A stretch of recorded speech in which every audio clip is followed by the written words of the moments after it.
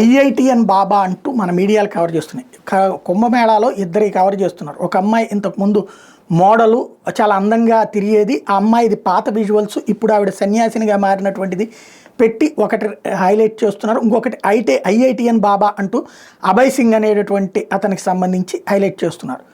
అయితే ఇతను వాస్తవంగా 36 లక్షల ప్యాకేజీ వచ్చేదట కెనడాలో.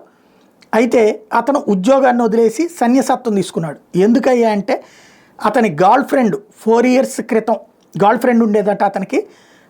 ఆ టైంలో ఆల్కహాలు, సిగరెట్లు, మందు సిగరెట్లకి బానిస అయ్యాడట గర్ల్ ఫ్రెండ్ కారణంగా.